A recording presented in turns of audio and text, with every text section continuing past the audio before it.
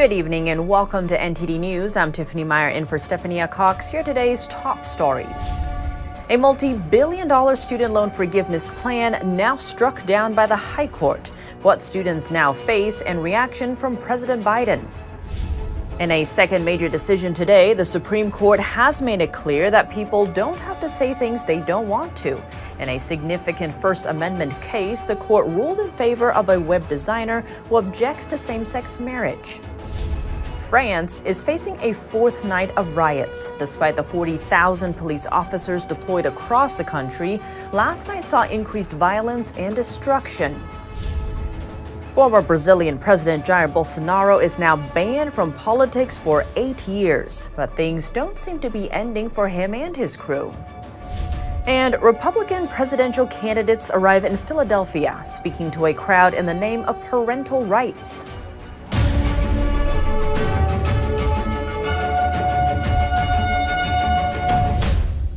The Supreme Court today striking down the Biden administration's multi-billion-dollar student loan cancellation plan, and President Biden now vowing to take action. NTD's Iris Tao joins us live from the White House. Iris, what can you tell us? Hey, good evening, Tiff. So today in this 6-3 ruling, the Supreme Court effectively ruled to block President Biden's student loan cancellation program, which would have benefited some 40 million Americans, but also cost taxpayers about $400 billion in taxpayer money. So in a majority opinion this morning, Chief Justice John Roberts wrote that basically the Biden administration by itself did not have the big legal authority to basically just wipe out the student loan by itself. And it adds that the political and economic significance of such a move will be staggering by any measure. But President Biden later this afternoon in the speech fired back, basically calling the decision a mistake, and even going further to say that he believes the Supreme Court has misinterpreted the Constitution, and also blamed today's outcome on Republicans fighting against it. Watch. The money was literally about to go out the door. And then Republican elected officials and special interests stepped in. They said, no. Literally snatching from the hands of millions of Americans thousands of dollars in student debt relief that was about to change their lives. And perhaps more importantly, President Biden today announced several new actions that his administration will be taking in response to the ruling today. First, the administration will be pursuing a different legal pathway, this time under what's called the Higher Education Act, to still try to provide student loan cancellation to some students. And secondly, his administration is going to lower the percentage of monthly income that borrowers will have to pay toward their student loan debt every month, effectively cutting it by half by lowering it from 10% to 5%. And thirdly, the president is also going to roll out what's called an on-ramp program, which is like a grace period in which borrowers would not have to have their credit score affected even if they miss their monthly payments for their student debt. So these are the 3 steps that President Biden today announced, and basically this is his main message. Watch. Now we're going to pursue another. I'm never going to stop fighting for you. We'll use every tool at our disposal to get you the student debt relief you need and reach your dreams. It's good for the economy. It's good for the country. It's going to be good for you. But while President Biden is vowing to take actions, we know that Republican lawmakers are all applauding today's ruling. House Speaker Kevin McCarthy said in a tweet to that, quote, 87% of Americans without student debt will no longer be forced to pay for the 13% who do. And of course, others are criticizing Biden's plan as a socialist agenda. But aside from politics here, we know that this ruling will have a direct impact on tens of millions of Americans nationwide. So first, they will now have to face the reality that no, their student debt will not be wiped out as originally promised. And secondly, in just a few months, a three-year-long pause on student loan repayment will be lifted. And that means that some students or some adults will now have to start paying for their student loan debt, perhaps for the first time in 3 years. And Tiff. Good reporting as always, Iris. Thank you for that update. And in another decision today, the Supreme Court said a web designer had a First Amendment right to refuse to create websites for same-sex weddings. NTD's legal correspondent Arlene Richards explains the case.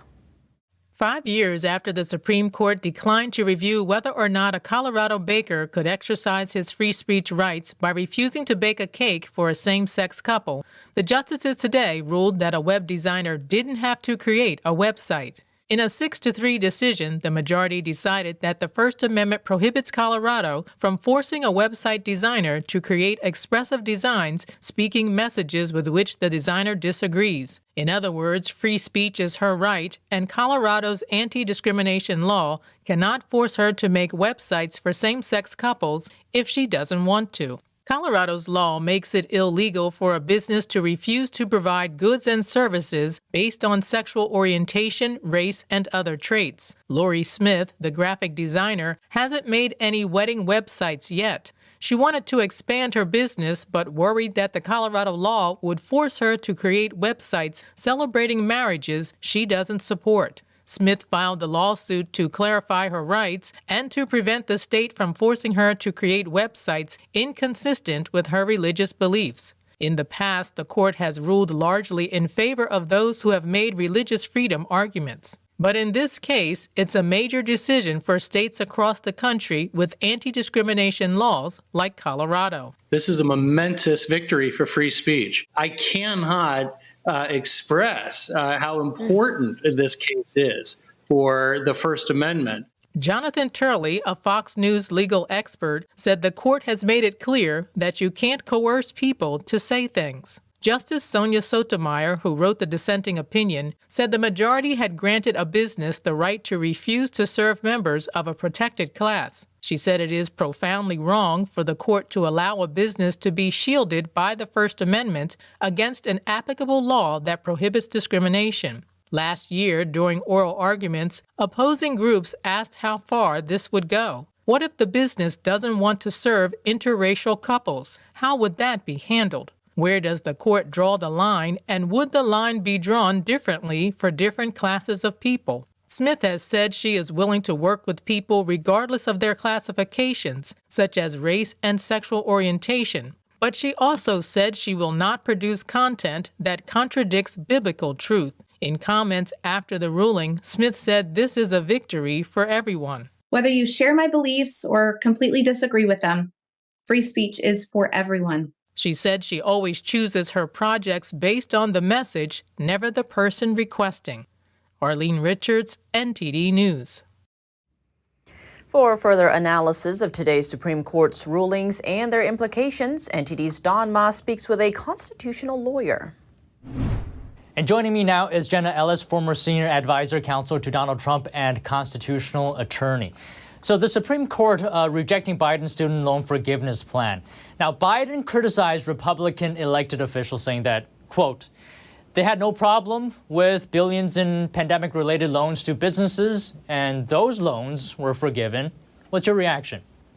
Well, I think he's comparing apples to oranges here. And clearly what the Supreme Court held today was that he didn't have the ability to unilaterally forgive student loans. And this was not within the purview of the executive branch. And so regardless of what he would like to criticize Republicans for, that's a totally separate question. And the Supreme Court in the majority today held Biden to the rule of law, which is the U.S. Constitution. And we all need to do that as conservatives, conserving our rule of law, even if it's a Republican measure or a Democrat measure that goes outside of the specific limited authority given to that particular government actor. The Supreme Court is right to say that it's unconstitutional. Does this set a precedent for the future in cases where the executive branch wants to do something similar to get around the legislative branch? Well, it should. And I think that the Supreme Court, with a conservative majority, now is increasingly going to condemn as unconstitutional and overrule executive action that goes outside the scope of the specific limited authority that's given to the executive branch. The executive branch can't legislate. That's very clear in Article 1, Section 1 of the U.S. Constitution says all legislative authority is given to Congress. All means all. And so the executive branch cannot rule by legislative fiat or by executive order. I also want some comments from you about the other ruling today where a Christian web designer being allowed to refuse to work with same-sex couples. Is this unprecedented? Well, I think this is a huge win for freedom of speech, and this is actually more of a free speech case than it is a free exercise of religion. And so the Supreme Court made a very broad opinion here saying that the state of Colorado cannot use its Anti-Discrimination Act to forcibly compel any person to speak messages that they fundamentally disagree with. And so this is balancing the interests of free speech, which are constitutionally protected under the First Amendment, against a very overbroad state level act that violates a person's conscience. And so this is free speech protection for all. This is a great opinion. And again, 6-3 majority. This was very wide and a broad decision that upheld the U.S. Constitution. But does this not open the door to discrimination? Not at all. And so this is where we always have balancing interests, and freedom of speech for all means all. And so the government, through whether it's termed anti-discrimination legislation, cannot forcibly compel you or me or a website designer or anyone else to speak messages that violate our conscience or our beliefs. The government should never be able to prohibit speech, but the flip side of that coin is that the government cannot compel anyone to speak messages that violate their conscience or that they disagree with either. All right, let me just get one more comment from you. A number of rulings this week all seem to lean conservative. Many Democrats and progressives are accusing the court of being politicized. What's your response to that? Well, it's interesting that when the Supreme Court issues a ruling that Democrats disagree with, their automatic reaction is to simply say, well, we need to pack the court or we need to change the rules. And Republicans, unfortunately, sometimes do the same thing, but it's most often the Democrats. Every single person in the United States should respect the fact that we are under a rule of law. We are a nation of rules, not rulers. And so this isn't a matter of being politicized. This is a matter of making sure that we are upholding our rule of law in this country for everyone. All right, thank you so much today, Jenna. It was great speaking with you. Great to speak with you too. Thanks. When the Supreme Court begins its next term later this year, justices will take up a case on the Second Amendment, deciding whether domestic abusers can have guns. Under a federal law in 1994, people under domestic violence restraining orders are banned from possessing firearms. The High Court will decide whether the federal ban violates the Second Amendment. Jackie Rahimi, a man in Texas, brought the lawsuit after he was indicted for violating the law. The Supreme Court handed down a major ruling on the Second Amendment last year, striking down New York State's rules for issuing concealed carry licenses for handguns. That decision sparked a series of legal challenges to other gun laws in the country, including this one. Justices are expected to hear oral arguments next term, beginning in October. A decision could come next year. France was rocked by another night of rioting and unrest. Violence has extended to even more cities, with looting and attacks on public buildings. NTD's France correspondent David Vives has the details. 40,000 police officers were deployed on Thursday night in cities and towns across France. Yet the massive force did not prevent scenes of devastation that were even worse than on the previous nights. Police arrested 875 people and about 250 police officers were injured. Video on social media show thousands of fires, looted shops, and clashes with police. 2 off-duty police officers were assaulted in Marseille, leaving them severely injured. A shopping mall in the center of Paris was attacked and looted. A swimming pool construction site for the 2024 Olympic Games was set ablaze in a Paris suburb. A police union in the western city of Strasbourg called the situation a war zone. Think tank director Pierre-Marie Sèvres says several factors can explain the degree of violence. It's a completely lenient justice system. It systematically releases offenders, thugs, and criminals. A justice system that doesn't want to punish and that doesn't dare to take firm decisions, and which therefore undermines all the efforts of the police over the last 30 years. In other words, the police now no longer prosecute failures to comply in the suburbs' housing projects, because they know that even if they did arrest the perpetrators, they would not be jailed, and they would find them 12 hours later in the same street. The Institute for Justice last month filed a lawsuit against the government for not curbing the violent crime surge in France, which to a large part comes from suburban youth. He says the suburbs in France for many years have become no-go zones. Yes, suburbs are becoming lawless zones. You can commit crimes outside the projects, and all you have to do is to go back in, hide there to get away with it. And the authorities don't go there. They don't want to enter the projects. They don't want the suburbs to erupt into riots like the ones we are seeing now. French President Emmanuel Macron on Friday urged parents to keep rioting children at home. He blamed social media and video games for having a bad influence on youth. Sev says this is out of point.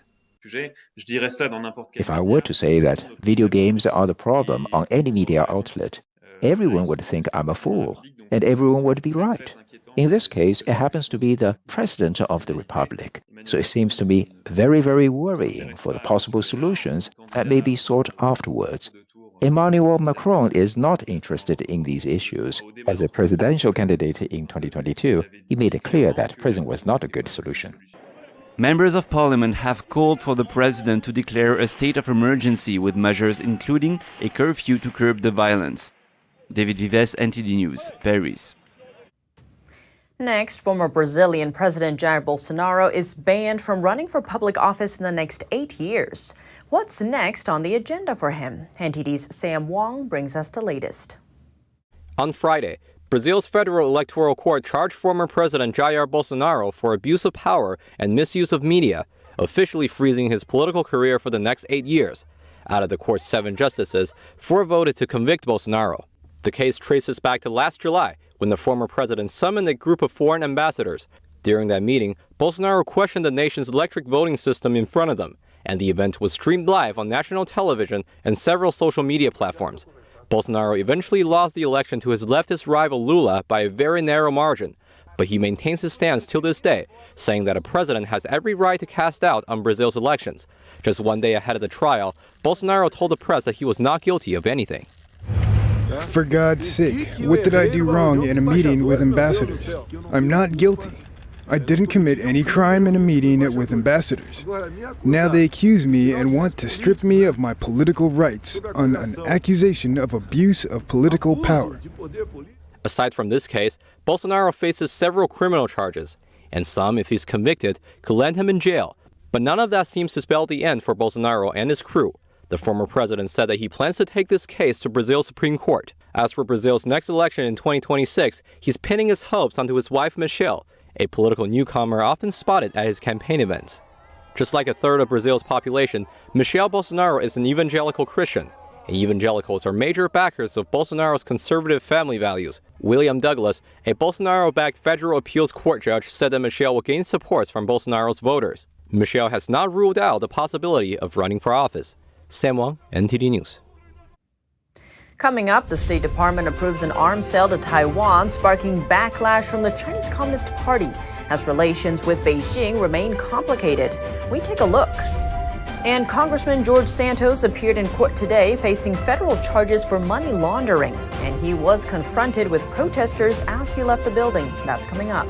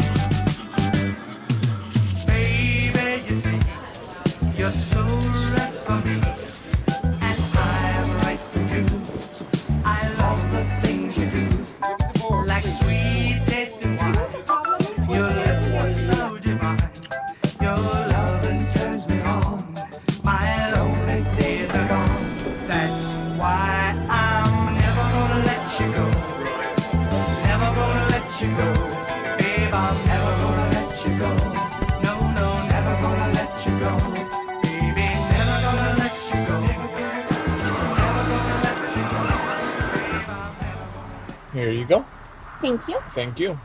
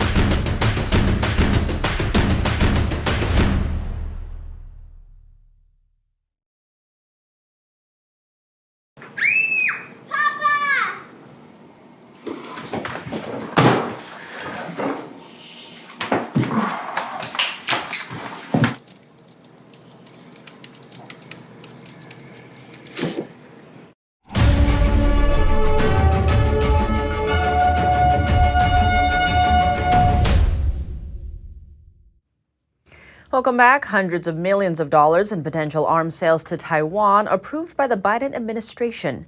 How does this fit in with the One China policy? NTD's Melina Weisskopf has the details. The State Department has approved a $440 million potential arms sale to Taiwan to help the island support their credible defensive capabilities. And this comes on the tail end of a historical visit by congressional lawmakers. Key members on the House Armed Services Committee toured the island for 2 days this week and met with President Tsai. Our support for Taiwan is bipartisan and unwavering. There are no reports of Beijing retaliation for this trip, as there were for previous visits by U.S. lawmakers, like the threats Foreign Affairs Chairman Michael McCaul experienced just a few months ago. I got briefings from our military that they were starting to surround the island with an armada of battleships, 10 of them. But this recently approved U.S.-Taiwan arms sale did attract backlash from Beijing, the CCP warning the U.S. to stop. But the U.S.'s perception of One China is tricky, as displayed in these comments by U.S. Secretary of State Antony Blinken. We do not support Taiwan independence. We remain opposed to any unilateral changes to the status quo. We've had a long-standing policy of making sure that we could do what's necessary to help Taiwan defend itself. And President Biden has said many times that the U.S. would support Taiwan in the case of a Chinese invasion, but those comments have been very quickly walked back by the White House. And just most recently, President Biden referred to Xi Jinping as a dictator. And when asked if these comments by Biden would make these relations with China even more complicated, Biden responded by saying simply no. I expect to be meeting with President Xi sometime in the future, in the near term, and I don't think it's had any real consequence. However, the Biden administration describes China as a pacing threat. And this week, the Pentagon clarified its findings on the CCP spy balloon that floated across the U.S. airspace this winter. It had intelligence collection capabilities, and it has been our assessment now that it did not collect while it was transiting the United States. But some say the event still had consequences, notably a test of U.S. resilience. The will of the Washington leaders to allow this kind of thing to go on, and the political impact it made. This year's National Defense Authorization Act that Congress is currently wrapping up does include $500 million for Taiwan to purchase American-made weapons. Another $100 million is for other defense services, including military training. Reporting from Washington, D.C., Melina Weisskopf, NTD News. Congressman George Santos appeared in federal court today. He's facing 13 charges ranging from money laundering to wire fraud. NTD's Jason Perry has the update.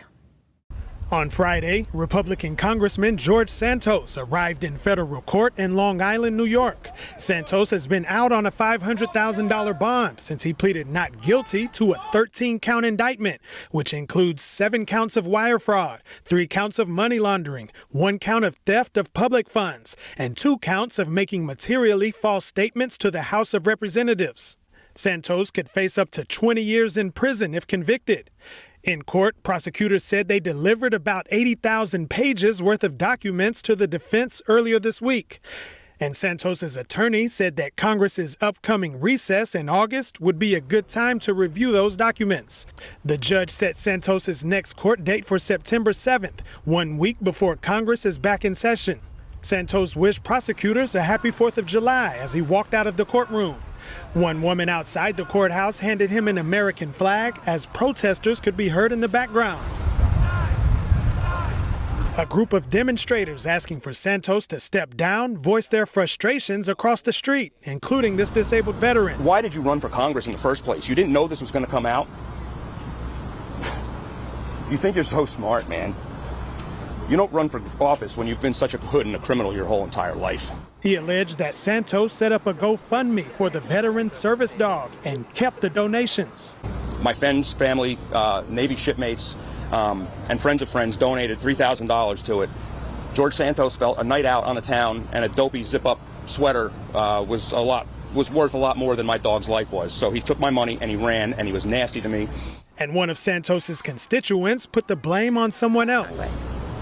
The residents of New York 3 are paying the price for Speaker McCarthy's refusal to hold George Santos accountable. For some reason, Mr. McCarthy feels we do not need proper representation, as he watches George Santos desecrate his congressional seat.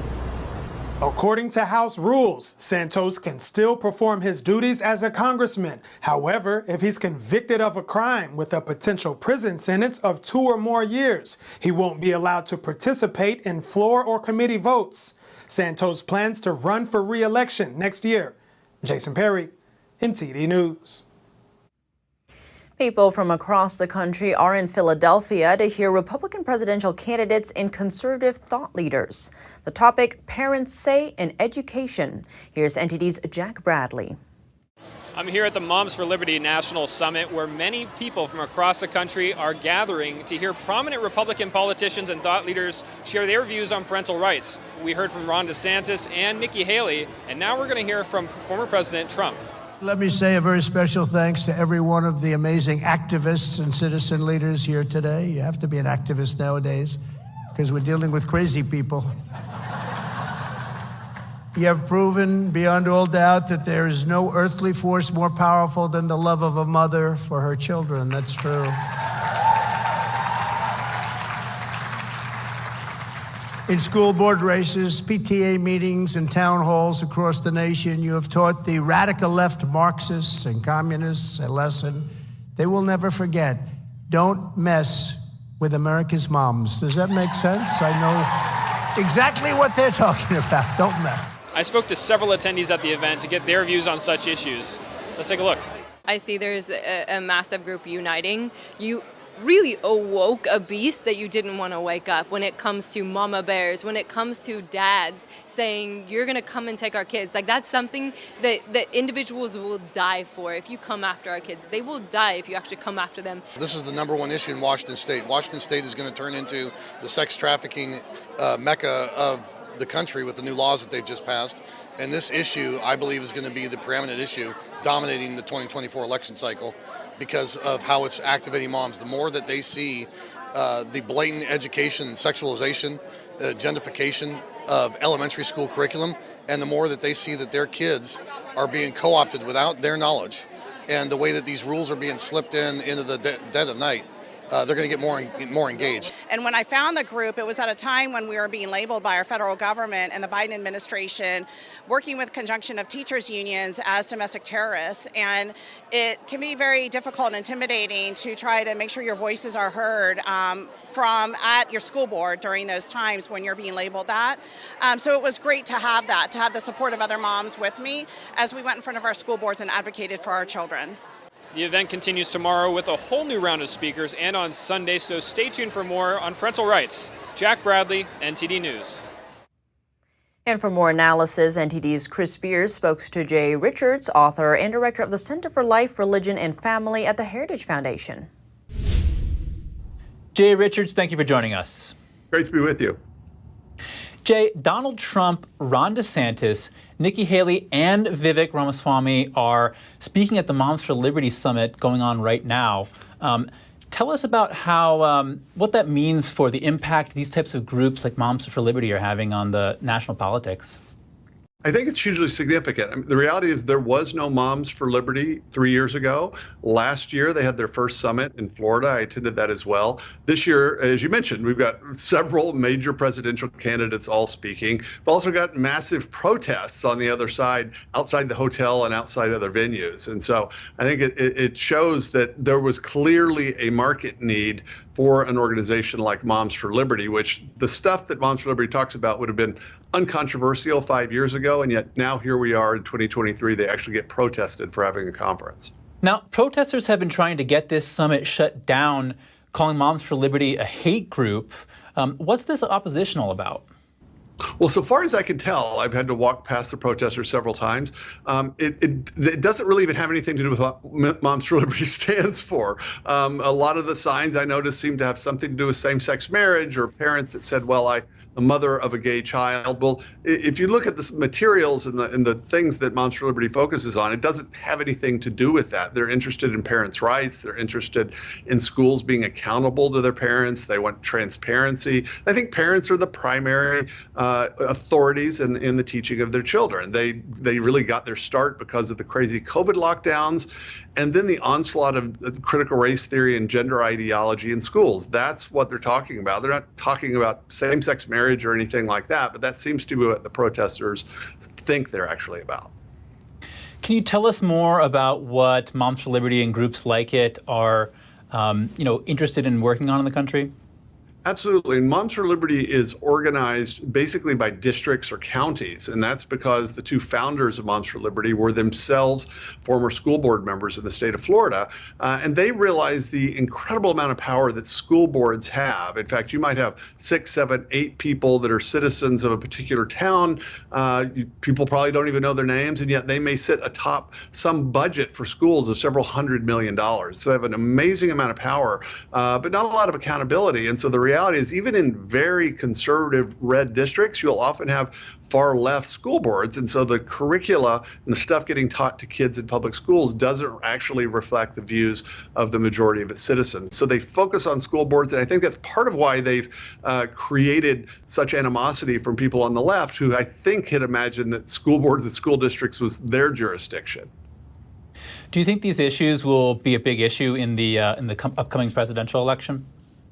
I absolutely think that's the case. In fact, I think that's why basically all the leading presidential candidates, at least in the GOP, have decided to come up here to Philadelphia. I think they recognize that parents' rights, what's happening in schools, and especially kind of crazy woke ideology is something that is not only, I think, a winning idea across the political spectrum, left, right, and center, but certainly among Republican voters. I mean, I would imagine that they've got 85% of Republicans in agreement with them. That's what Moms for Liberty is focusing on, and so it makes sense. I'm actually glad that they recognize that it's in their political interest to be talking about these issues.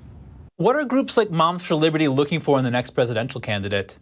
They're looking for a presidential candidate that will actually walk the walk and talk the talk. I mean, the reality is that Republican politicians during the primaries, they always poll test the different things that they say. But the reality is people like Governor Ron DeSantis in Florida, I think though Moms for Liberty is not endorsing any candidate, I think in many ways he's the sort of ideal because he was actually willing to lean into these issues at a time when a lot of Republicans were frankly afraid to talk about it. I mean, Ron DeSantis has been willing to fight for kids, willing to explicitly call out gender ideology in public schools and to support bills that increase the power of parents over their kids and fighting against this idea that the school is somehow supposed to be the arbiter in any questions between parents and the children. Jay Richards, thank you. My pleasure. Jay Richards, Senior Research Fellow at the Heritage Foundation.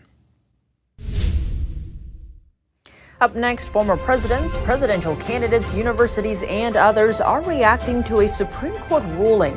The High Court struck down the decades-old practice of affirmative action in college admissions. Stay with us for that story and more after the break.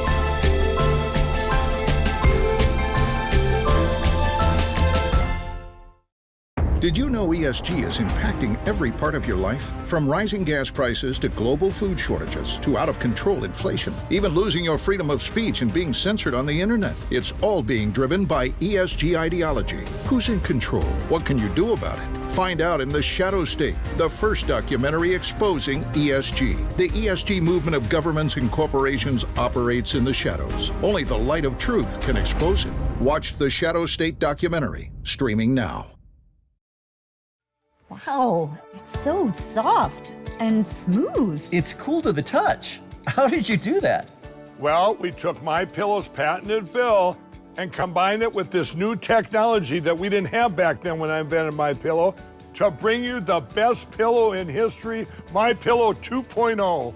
Because of all of you, MyPillow 2.0 has been a huge success, and now we're bringing you our best-selling Go Anywhere MyPillows with the same temperature-regulating technology.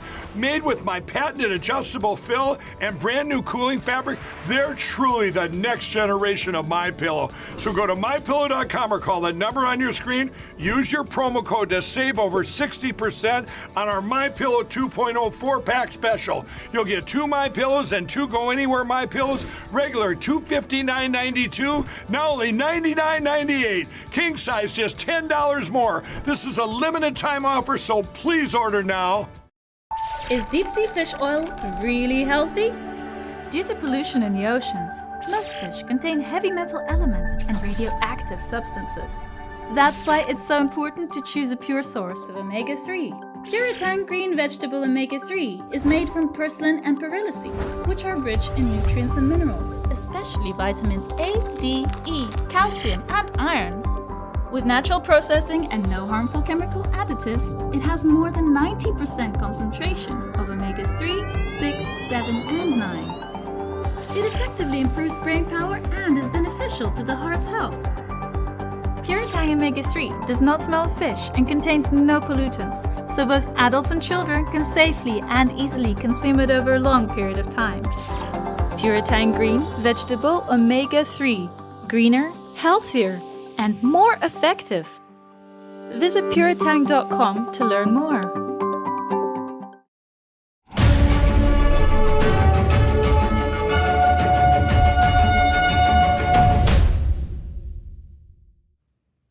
Welcome back. Politicians and others are reacting to the Supreme Court's landmark affirmative action ruling. The High Court struck down race-based college admissions yesterday. Here's what people have to say. We are very disappointed in this decision. Democratic Governor of New York, Kathy Hochul, says public universities in the Empire State will continue to ensure diversity. That's after the Supreme Court struck down affirmative action in college admissions. And I've been in contact with our SUNY Chancellor, John King, who will be assessing their policies, but assures us that they'll be considering many factors to understand that diversity is an important part of who we are. The Supreme Court held in a 6-3 opinion that affirmative action violates the Equal Protection Clause of the 14th Amendment. Presidential candidates reacted to the decision. Former President Trump said the ruling marked a great day for America. Meanwhile, Florida Governor Ron DeSantis tweeted that college admissions should be based on merit and applicants should not be judged on their race or ethnicity. The Supreme Court has correctly upheld the Constitution. Democratic candidate Robert F. Kennedy Jr. said that the effects of racist policies in the U.S. go back centuries and that colorblind admissions tend to favor those who are already in the circle of privilege. It favors those who grew up in affluent, educated households. Republican candidate Vivek Ramaswamy responded to Kennedy, saying he disagrees and that we should finally embrace colorblind meritocracy in America rather than repeat our past mistakes. The court's ruling overturned cases reaching back 45 years in invalidating admissions plans at Harvard and the University of North Carolina. A law professor at North Carolina commented on the ruling. My blood boils when I think about how this is being done in the name of anti-discrimination, ending discrimination. President Biden on Thursday suggested he'll take executive steps to fight the High Court's ruling. Turning now to California, known for its large public university system, how does the Supreme Court's ruling impact California schools? NTD's David Lamb reports. The California State University system is home to 23 campuses, and the state's UC system is home to 10 college campuses, which you may have heard of: UC Berkeley, Davis, and Irvine. The UC president, Dr. Michael Drake, issued a statement on Thursday after the Supreme Court's decision on banning race-based preferences in college admissions. Drake says student diversity remains a top priority for the University of California, one that we will continue to pursue with every tool available to us. The Supreme Court said that race cannot be a factor in college admissions, calling it unconstitutional. But does this affect California universities? Well, according to Proposition 209, the state already banned race consideration in college admissions in 1996. Since then, University of California has tried to increase diverse student groups by using a comprehensive review process, which considers academic accomplishments in light of life experiences and circumstances, quality of academic performance and improvement, as well as special talents and experiences. To run some numbers, in 2002, years after Prop 209, UC undergraduates' ethnicity rates remain pretty much similar. However, fast forward another 20 years to 2022, the difference is much wider. According to the UC system, Asian graduates decreased from 37 to 32%. Hispanics and Latinos increased from 15 to 22%. Caucasian went from 36 to 22%. And African Americans went from 4 to 4.5%. On the high school level, San Francisco's Lowell High School, one of the top performing public schools on the West Coast, reported a spike in failing grades among students after replacing its academics-based admission system with a lottery for the 2021-2022 school year. Concerned parents said the lottery system was unfair for the hardworking students. The school board decided to go back to merit-based admission in 2022. David Lamb, NTD News, California. And earlier today, we spoke to the lead insider in the Harvard admissions lawsuit, Kenny Xu, for his reactions. Kenny Xu, thank you so much for joining us. Great to have you on the show. Good to be here. To begin, what is your reaction to the High Court's ruling yesterday? It's a great ruling. I'm ecstatic about it. It's what I've been fighting for the past 5 years with my old book, An Inconvenient Minority. And what it shows is that, merit-based treatment should reign supreme. It's what most Americans believe in. It's what 75% of Americans believe in. Race should not be used in college admissions. And honestly, it preserves the dignity of Americans who just want to be treated fairly. We don't want race used for or against us because I can't control the color of my skin, but I can control my hard work and the content of my character. And on that note, how does meritocracy play not just into college admissions, but society more broadly? And how can all backgrounds benefit from this? Well, just think about your doctor, right? Imagine if medical schools admitted just any doctor. That would not be, would you trust your doctor? Would you trust that he would be competent? Would you want him operating on your heart?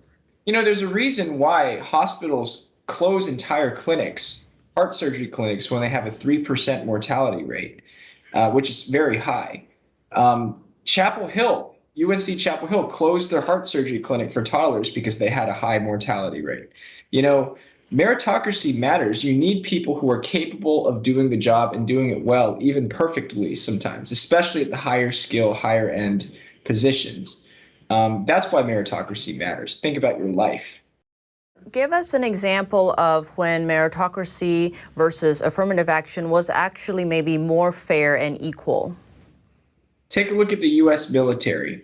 In the U.S. military, you have to take a battery of tests in order to get in. And if you don't score high enough on these tests, you don't get in. Why? Because the U.S. military has correctly concluded after years of scientific study that if you don't perform well on these tests, you are more of a liability to your team than you are an asset. Because you need to be able to perform in high pressure scenarios. You need to be mentally acute. You need to be physically fit. You need to be able to withstand situations, and you need to be able to communicate with your teammates. Those are what the tests are designed to assess. That's why you need meritocracy. Lowering your standard, all it will do will increase tension within your team and perhaps even break the team apart, because nobody wants to support the lowest one on the ladder. And what about some potential loopholes that colleges could use to skirt around this court's ruling when it comes to meritocracy? Those loopholes are now made illegal under the current ruling. And I've read over the ruling. Trust me, there's no way that colleges could skirt the ruling, as Harvard seems to want to do, by asking students to make required statements about their race. The instant they do that, any lawsuit they will lose in court, because the court has ruled, and Roberts has ruled in the opinion, that universities cannot use race directly or indirectly in the application. You can talk about your race as an individual, but you cannot be preferred just because you talk about your race in your application. And looking forward, in your opinion, what is the ideal way to achieve this fairness and equal opportunity in both education and employment, maybe taking both meritocracy and affirmative action in mind? Well, let's talk about college admissions first. I believe in a race-blind, name-blind system. So my name is Kenny Shu. That will not appear in my application because you can easily tell me what my race is. In terms of K-12 public education, that's what my new book, School of Woke, seeks to address, which comes out in August and you can pre-order now. Because what we have here is a lingering gap in education between blacks and whites. Whites score third highest in the world in terms of their academic achievement. Blacks score closer to Middle Eastern countries. It's very sad, but that is a decline in equal opportunity. If we're going to have an equal opportunity society where people can compete on their merits, we definitely need to improve our education system, especially for minorities. And Kenny Shu, thank you so much for your time. Thank you. Coming up, the starting lineups for baseball's All-Star Game have been announced. We know Shohei Ohtani made the cut, but who joins him? That and more when we return.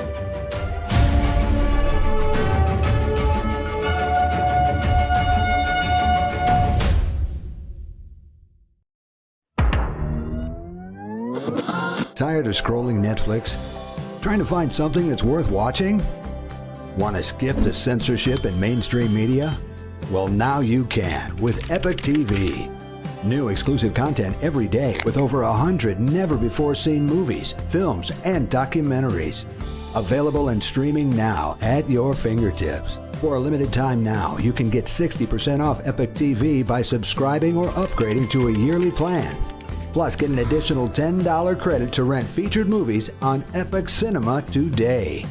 Skip mainstream narratives and find quality family entertainment from the comfort of your very own home.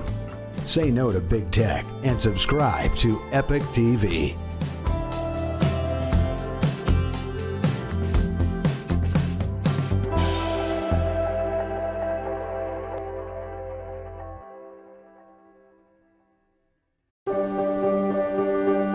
Being prepared is a part of who you are.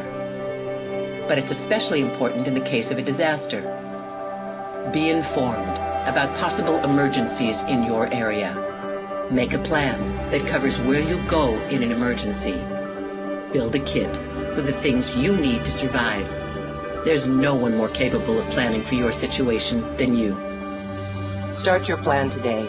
Go to ready.gov/myplan. According to Marx, everything must be seen through the lens of oppressor and oppressed. Our property rights have continued to get weaker. The threat of these takings is no longer just for public use, but also for better use. This means that the government can force the exchange of property from one private citizen to another private citizen.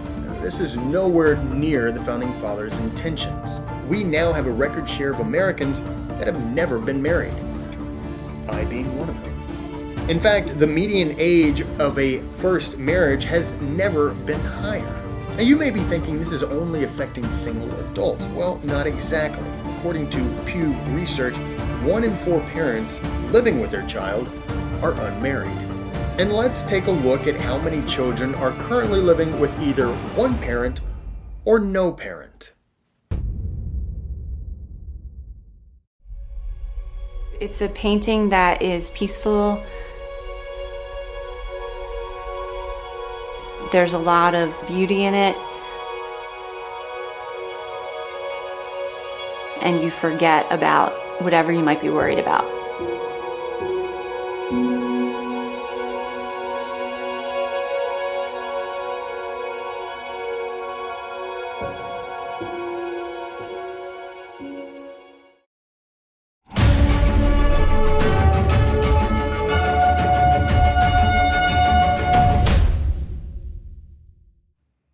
Welcome back, and now for your sports news, here's NTD's Dave Martin with a possible blockbuster trade in the NBA.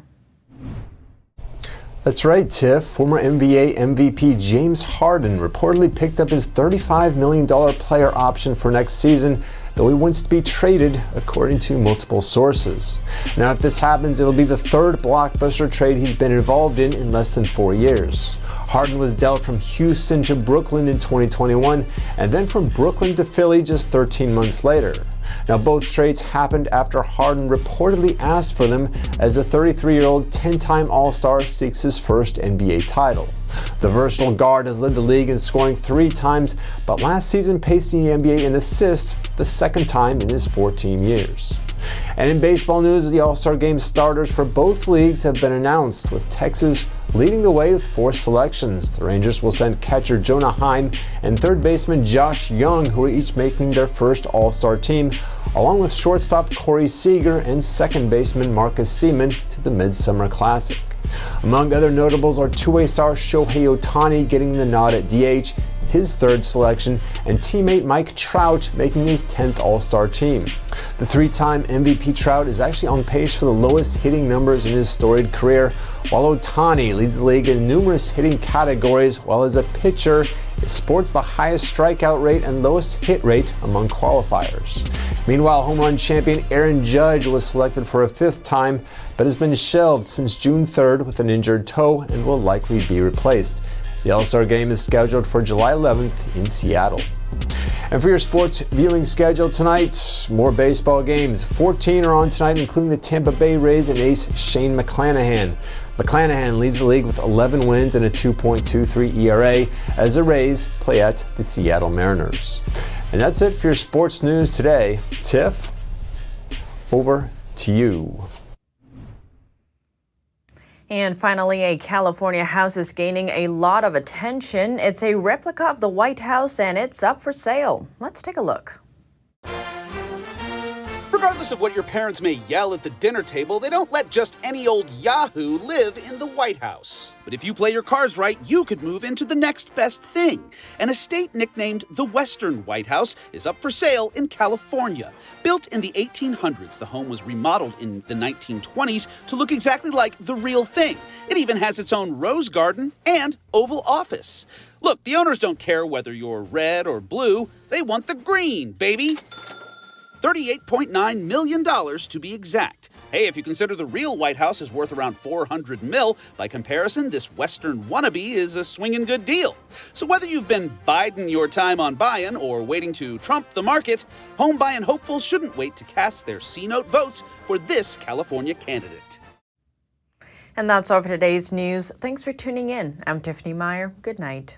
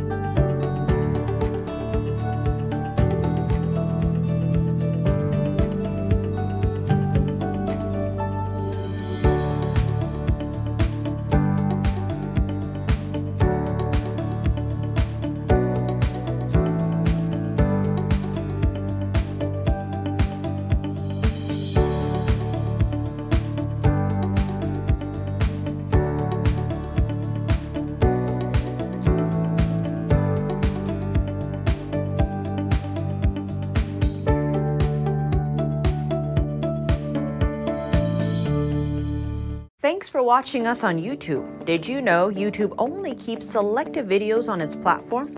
So if you want to make sure you get the full picture, just subscribe to our newsletter. Go to newsletter.ntd.com and sign up. It's free.